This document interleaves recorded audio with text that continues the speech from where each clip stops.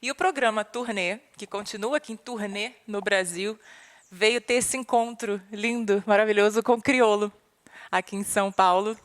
E a gente vai conversar um pouquinho agora. Vocês vão conhecer um pouquinho mais também sobre o Criolo.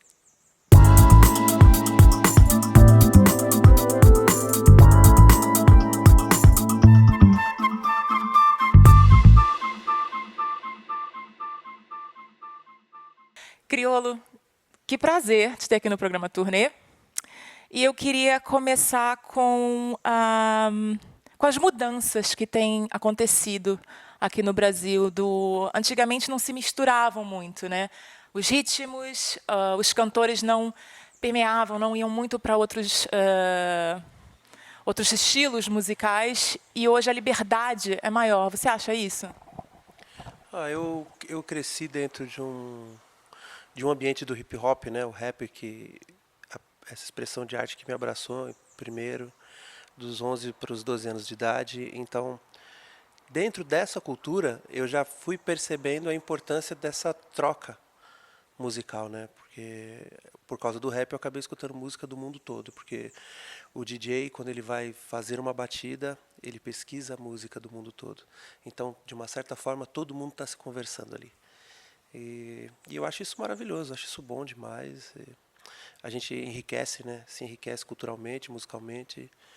E eu acho que cada vez mais isso vai acontecendo, né? O Brasil já é muito disso. A gente é um país continente, então a gente meio que aonde eu cresci, você tinha pessoas do Brasil todo, né? Então, naturalmente, esses encontros eles acabam sendo provocados pelo nosso cotidiano, pela história de cada um, né? Pessoas que vêm e vão, e cada um traz sua música junto, né? Então, eu acredito que isso é maravilhoso. Mas você começando no hip hop, no rap, depois você começou a incursão ali no samba. Você começou a se expressar mais, a colocar mais suas emoções através do samba, né?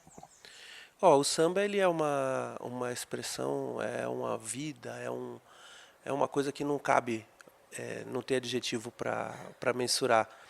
Mas assim, é um caminho que acontece desde lá de casa, eu muito pequeno, acompanhando meu pai nos jogos de várzea. Ele jogava na várzea.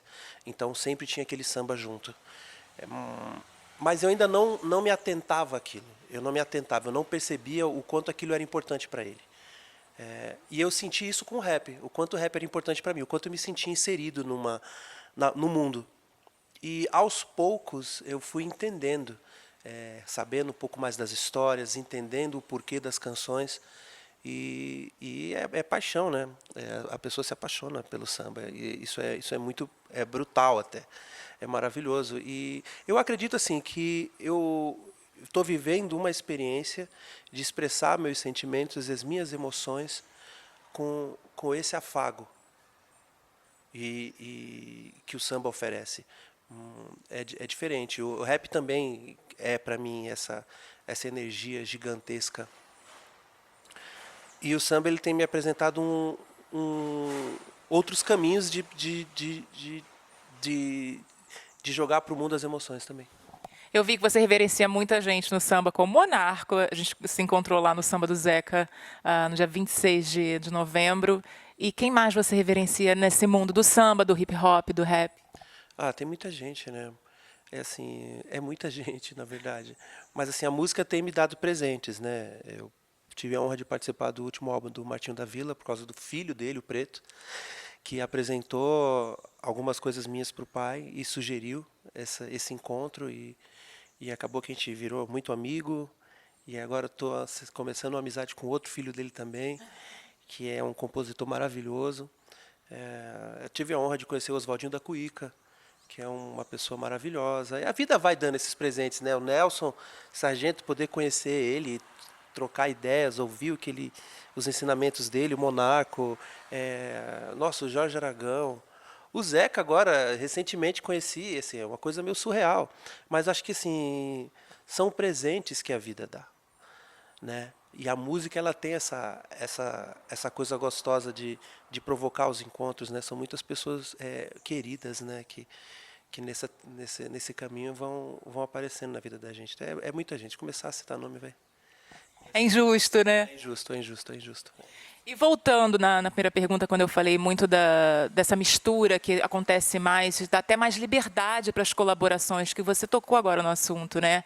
Quais foram as maiores colaborações que você fez aqui e até lá fora também?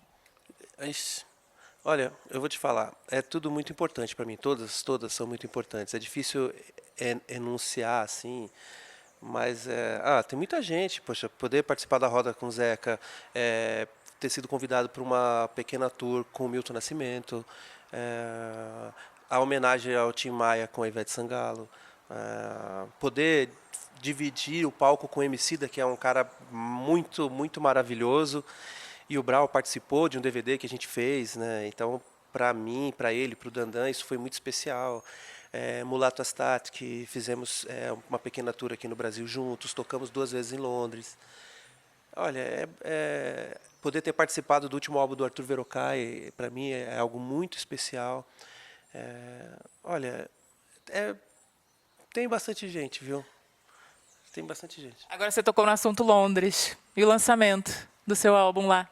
Então, está acontecendo agora esse lançamento do Espiral de Ilusão lá, com 2 músicas inéditas, e jogar para o mundo essa energia e viver isso. Vamos esperar ele na Europa, gente? Vamos para você na Europa? Você pode falar para a gente quando? Tem alguma ideia? Eu não sei, de verdade eu não sei, mas a vontade é grande, né? É sempre uma experiência muito diferente, né? É muito bom você ver os lugares que a música te leva, né? É muito especial. Você sempre tem muitas opiniões durante seus shows e tudo mais sobre o que a gente passa aqui no Brasil no momento. Você teve a oportunidade também de sair do Brasil várias vezes para ver as situações de outros países, né? É muito importante o artista também trazer à tona, né, certas discussões. O que você acha, por exemplo, que você já viu lá fora na Europa, principalmente, que você acha que poderia ser um bom exemplo aqui para o Brasil e vice-versa?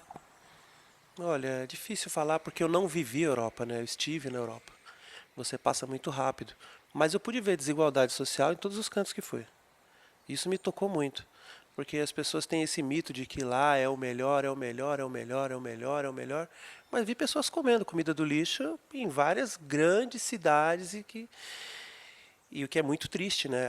A desigualdade ela é global, né? Isso machuca muito. Acho que você falou isso uma vez, periferia é periferia em qualquer lugar do mundo, né?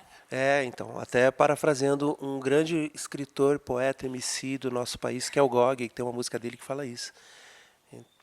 Mas, assim, são o gesto de cada um, né? Como a gente tem tudo nas mãos de estrutura para que as coisas aconteçam do modo mais digno possível para esse cidadão global, e isso não acontece, né?